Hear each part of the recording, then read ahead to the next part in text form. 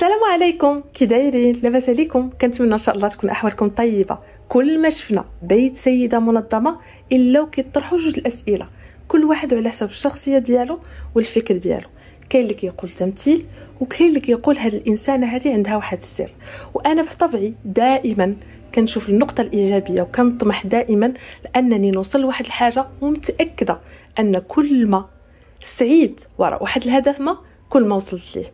اكيد الحمد لله دائما كنشارك معكم الكثير من الاشياء من قناتي من سنين هذه، افكار وتحليلات اللي كتكون فعلا المواضيع اللي شائكه، والحمد لله كنلقاو نتيجه وبزاف ديال السيدات كيوصلوا للمطمح ديالهم. اليوم غادي نشارك معكم طريقه تصميم وكذلك تحليل اليوميات ديالكم انطلاقا من كل انسانه وكيفاش كتعيش في واحد الوسط. هكذا غادي تلقاي راسك ناجحه فعلا انك توصلي لواحد الهدف، هو النظام والتنظيم البيت. ودائما وابدا كيف كنقولها لكم ديما قاعده ما كتغيرش، حنا في هذه الحياه كننظموا وكننظفوا وكنرتبوا باش نعيشوا، ما عايشينش باش ننظفوا ونرتبوا. فرق كبير هاد الافكار. فإلا كنتي نتيا من النوع الثاني كنتمنى من كل قلبي انك تغيري الفكر ديالك. فالنظام والنظافه والترتيب مطلوب في ديننا قبل كل شيء. ونهار اللي غادي توصلي لواحد النقطه وتلقاي البيت ديالك منظم، اكيد كيكونوا استثناءات، ولكن العاده كيف ديما هي النظافه والنظام باش نحققوا الاحلام ديالنا. كنتمنى لكم انكم تستافدوا من هذا الفيديو، وكنقول لكم فرجه ممتعه. دابا البنات غادي نهضر معكم على اهم شيء كيهم كل ام، خصوصا مع البدايه ديال السنه الدراسيه، هو تنظيم الوقت. وكيفاش تقدر الانسان هاد الام هذه او هاد الزوجه او هاد الانسانه هذه تنظم وقتها بورقه وقلم، والى اي مدى ممكن يكون هاد الخطوه هذه مهمه. نقدر نقول ونجزم ان تنظيم الوقت بالورقه والقلم اهم ما يمكن انك ديريه في حياتك باش تكوني انسانه ناجحه في عملك، في بيتك، في تربيتك، مع اطفالك، مع نفسك. كل النقط وكل الاشياء اللي كتخصك ملزمه انك تنظميها بورقه وقلم. الناس اللي كيسمعوا اول مره انهم خصهم ينظموا كيتلفوا انا برنامج اللي غادي نتبع، واش غادي ندير بروغرام ديال يوميا شنو خصني ندير، ولا شهريا ولا اسبوعيا. فالانسان كيدوخ، خصوصا ان مثلا الزوجه ما عندهاش التزامات فقط مع نفسها، فوقاش غادي تفيق، شنو غادي دير، شنو هما الاشياء اللي تابعينها، فعندها التزامات مع نفسها، مع العمل، كذلك مع البيت، وكذلك مع الاطفال. فتخيلوا شحال الحوايج غادي ما يمكنش تدرجهم في برنامج واحد. اول خطوه غادي تحتاجي فيها البرنامج الاولي هو الخطوه اللي غادي تجلسي مع راسك وتكوني انسانه اللي حاسه بالمسؤوليه. والخطوه اللي غادي تقومي بها في اول مره في حياتك هو انك غادي ديري برنامج خاص باليوميات ديالك. هذا البرنامج ضروري غادي تبدايه بصباح بكري، لان نقدر نقول لكم صباح بكري 5 6 الصباح ما غادي تلقاي حتى شي واحد كيصيفط لك ميساج في الواتساب غادي يسرق لك وقتك، ما غادي تلقاي حتى شي واحد كيتصل بك باش يعاود لك شي حاجه ربما مهمه او تافهه، ما غادي تلقاي حتى شي واحد كيحط فيديو في اليوتيوب والناس اللي غتكوني متبعاهم من نفس البلد، ما غادي تلقاي حتى شي واحد كيبوستي شي صوره باش يتسنى اللايك ديالك والتعليق ديالك. فالصباح كيكون ديالك صباح بكري خاص بك انت فقط لعبادتك، وبعد ذلك لتنظيم وقتك. فتخيلي ان الصباح الباكر الهواء ديالو ما كيكونش مخلط بانفاس المنافقين، فهذا يكفي. هذيك الشجاعه اللي غادي تجيك وانت مرتاحه وكتحسي بواحد الروحانيه وكتلقاي راسك انسانه منتجه، يكفي انك فايقه بوحدك. قليل من الناس اللي تاهما فايقين وكيكونوا منتجين في الصباح الباكر. كتكون غير هذه الخطوه هذه كفيله بانها تشجعك تطبقي كل الاشياء في الصباح ديالك. فانا نقدر نقول لك الحاجه اللي تقدري تقومي بالانجاز ديالها من 6 الصباح ل7 ما تقدريش تنجزيها من 10 حتى 4 ديال العشيه. عن تجربه، انا انسانه اللي نظمت وقتي بالورقه والقلم سنين هذه، راه تقريبا شي 17 عام، راه كنت شاركت معكم المذكرات بالتواريخ ديالها في واحد الفيديو شحال هذا. هنا غادي تقولي لي شنو هو البرنامج. هنا مي غادي نجلس مع نفسي ونقول ان هاد الخطوه الاولى اللي غادي ندير هو انني خصني ننظم وقتي، خصني ندير كذا وكذا وكذا، وخصني نبدا حياتي من جديد، لان الحياه النهار اللي كيفوت راه ما غاديش يرجع. النهار اللي خرج لك من حياتك ما عمرك غادي تقدري ترجعي. لهذا استافدي من داكشي اللي انت كتعيشيه. عندك برنامج يومي خاص بك، غادي تفيقي مثلا في 6 الصباح، غادي تصلي، غادي ديري كذا كذا، غادي نكتبها. غادي تنوضي مع 7 ديال الصباح. شنو غادي تكوني درتي؟ انا مثلا من 6 ل 7 ديال الصباح انا كنفيق مع 5، ولكن لا كان عندي الوقت ديال المساء عييت فيه او قصرت او على حساب الظروف ديال الام او الزوجه عندها التزامات كثيره، فنقدر ناخر الفياق ديالي حتى 7 ولا 6، ولكن غالبا راه كيكون مع 5. غير هو اللي واحد اللي اول مره غادي يفيق البكري ديما زيد نص ساعه على الوقت ديالك، نص ساعه على الوقت ديالك حتى غتلقى راسك وليتي تفيق في 5 ديال الصباح. مثلا انا من 6 ديال الصباح كنكون مصليات، اوقات ديال المسائل ديالي في العباده. من 6 ل 7 عندي تنظيف، نجهز الاشياء اللي غادي نحتاج لبناتي في الفطور، غادي نجهز الاكل ديال الغدا شنو غادي نحتاج فيه، لا غادي نجبد شي لحام ولا شي حاجه. الاشياء اللي مهمه مثلا التصبين، مثلا تنظيف الغرفه ديال الجلوس، الحمامات الى غير ذلك. 7 الصباح كتلقاني قمت بكثير من الاشياء ومستعده انني نفيق بناتي، نفطرهم، نفطر واجد، نكون انسانه اللي مرتاحه، ماشي يلاه فايقه من النعاس وتالفه وكنقلب فين هادي فين هادي. 8 ديال الصباح مثلا غادي تكوني كتجهزي وجبه الغداء، وهذا البرنامج هذا البنات راه غادي تمشي عليه لا اللي خدامه ولا كذلك اللي جالسه في الدار، لان الانتاجيه في الصباح راه مرتبطه بالناس اللي غادي يفيقوا في الصباح ويقوموا بكل الاشياء. و8 ديال الصباح خصهم تكونوا مسالين لان غيتوجهوا العمل ديالهم، وكذلك الام اللي جالسه في الدار حتى هي غادي تكون بكل الاشياء، لان بركه الصباح ماشي واقفه غير على الناس اللي خدامين، راه كلنا كنبغيو ناخذوا منها نهزوا منها حقنا. بداك الشيء علاش لا اللي خدامه لا اللي ما خداماش غادي تفيق في الصباح، غادي تقاد المسائل ديالها، غادي تفيق في الصباح وتقاد المسائل ديالها كاملين حتى ل 8 الصباح. غيبقى ليها وجبه الغداء، غادي تبقى ليها مثلا تنظيف عميق الى غير ذلك. فكل وحده غتقاد البرنامج ديالها وفق الحياه اللي كتعيش ووفق الروتين اللي هي عايشه. مثلا 12 ديال النهار خص الغدا يكون واجد، ووجدتي الطبله اللي غادي تستقبلي وليداتك باش يجيو يتغداو. انا كناخذ قيلوله ضروري، الا ما كانش عندي عمل داك النهار ضروري اما غادي نعس في 11، والنعاس ديال البنات راه ما كيتعداش 10 دقائق باش نكونوا فاهمين، لان كيبقى على حساب كل واحد والجسم ديالو. انا من الناس القيلوله ديالي نقدر تكون فيها 10 دقائق 20 دقيقه على الاكثر، وكنكون نعست ومرتاحه ونقدر نبقى في بلاصتي لان ما عندي ما يدار. 2 ديال النهار حتى هي عندي فيها قيلوله من بعد ما كيمشيو بناتي للمدرسه. 4 ديال العشيه تجهيز الكوتي لبناتي، وفي نفس الوقت تجهيز وجبه العشاء، لان من 6 الصباح ل 9 هذاك وقت خاص فقط بتدريس بنتي والحفاظه ديالها ونقابلها فقط. ما عنديش وقت انني نمشي نشوف الكوزينه واش عندي فيها شي ماعن، ما عنديش وقت انني نجاوب في التليفونات، ما عنديش وقت انني نبقى جالسه مقابله الهاتف.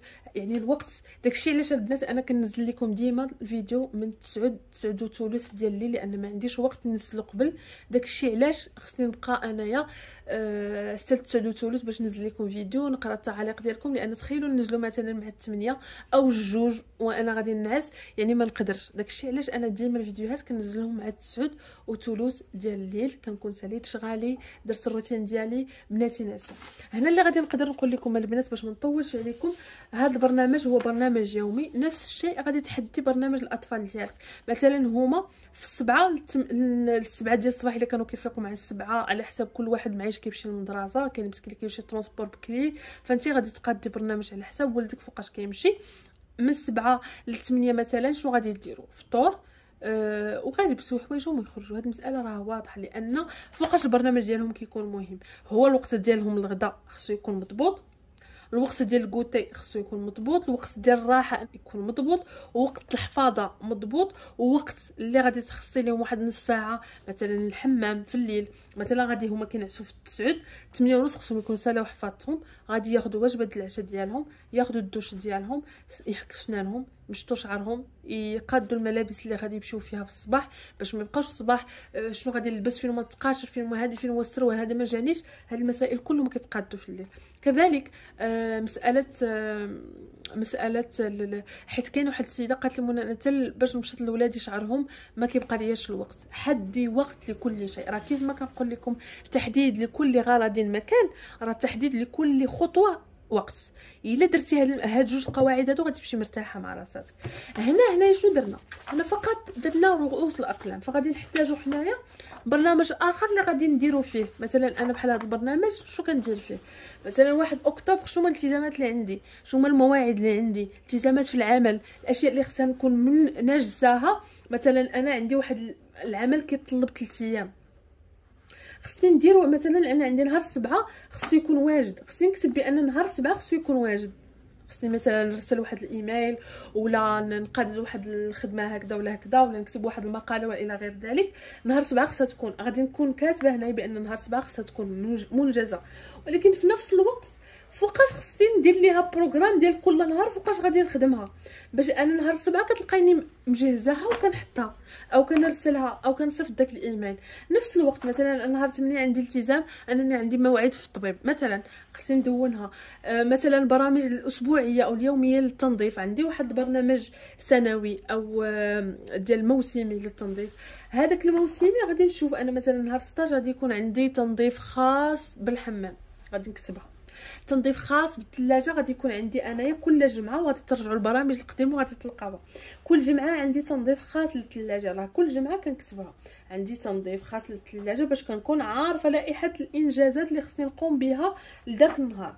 مثلا عندي تنظيف عميق لغرفه النوم نهار 14، غادي نجي نكتب انا نهار 14 عندي تنظيف خاص لغرفه النوم. وهاد البرامج اللي كتجيك مفاجئه كترجعي تدونيها على حسب النهار اللي انت ملزمه به. داكشي علاش التنظيم الشهري مهم والتنظيم اليومي مهم كذلك باش ما كتدوخيش. فعاد كيجي هذا التنظيم هذا هو تنظيم سطحي. عاد كنجيو التنظيم الاساسي اللي نتيا بحال هذا البرنامج هذا، برنامج واحد مثلا خاص بفتره الدراسه. برنامج كل شهر كنقوم بالتجهيز ديالو، كيبقى هنايا عندي. راه كيف غادي تشوفون عندي هنايا برامج خاصين بكل شهر. كل شهر كنشيها البلانر ديال كل نهار، وعندي البلانر اللي خاص بالانجازات ديال شهر اكتوبر شنو خصني ندير، هذا ديال الشهر الفريض. وعاد انا كنقوم بكل نهار كندون فيه الاشياء اللي خصني كل نهار نقوم بها. فانا هذه اللائحه شنو غادي ندير فيها؟ في الليل قبل ما غادي ننعس غادي نشوف الالتزامات ديالي كل نهار كل صباح شنو خصني ندير. مثلا انا 6 الصباح كنكون فايقه ونصلي، ولكن شنو غادي نقوم به؟ انا عارفه راسي مثلا هاد 6 الصباح ديال هاد النهار اللي غادي نكتب فيه هنا، هاد 6 الصباح انا ملزمه انني ندير ملابس يتصبنوا، ملزمه انني مثلا نجبد اللحم من الثلاجه، ملزمه انني نجهز شي خدمه. يعني انا كنكتب هنا الالزاميات ديالي من خلال هذا البرنامج اليومي. كل وقيته شنو كنكون كندير فيها. يعني مثلا انا 9 الصباح كنكون كنطيب، وغادي نجي البرنامج ديال الطبخ ديالي ديال هذا النهار. مثلا الغداء شنو غادي يكون عندي فيه كنجبدو، وكنوصل الوقت ديال 9 الصباح شنو عندي انايا هنايا الطياب، شنو هي الوجبه اللي انا حددت انني غنطيب في هذا النهار كنكتبها. عندي انايا 6 الصباح مثلا كنقوم بالتنظيف، كنجبد البرنامج الشهري شنو هو التنظيف اللي غادي نقوم به. الا كان تنظيف بسيط مثلا شي حاجه غادي نصبنها ريدويات ولا هذا كنكون دخلتهم في 6 الصباح للغساله. الا كان تنظيف عميق وكيطلب وقت اخر فكنشوف انه واش عندي هذا النهار تنظيف عميق عندي كندرجو من بعد تحديد وجبه الغداء. عندي مثلا مع العشاء تنظيف عميق مثلا غرفه النوم، تنظيف عميق للصالون، او تنظيف يعني كياخذ لي وقت اكثر وما يمكنش انا نوض 6 الصباح نفض وندير صداع، فكنحدد وقت اخر لهاد الاغراض هذه. مثلا انا ملزمه بواحد الموعد مع 3 حيت انا راه شاده اللائحه ديال الشهر، عارفه ان نهار 7 مع 3 عندي موعد مع مثلا في شي عمل، فانا كنجي هنا 3 راه عندي موعد خصني نرد البال، ما كاينش هذا النهار قيد ولا خصني نمشي لهذا الموعد انني ملزمه بانني نمشي ليه. مثلا انا وصلت لوقت الكوتي، غادي نشوف اللائحه ديال الوجبات هذا الاسبوع في الكوتي شنو عندي، فكنجهز الكوتي شنو عندي، وفي نفس الوقت كنجهز حتى وجبه العشاء. وكيبقى الالتزامات ديالي مع الاطفال ديالي والعمل ديالهم. غادي تشوفوا مثلا انا هنا حيت في البيرو ديالها شنو عندي، مثلا في العربيه شنو هما الحوايج اللي خصنا نقوموا بهم، الفرنسيه شنو هما الحوايج اللي خصنا نقوموا بهم، الرياضيات كذلك.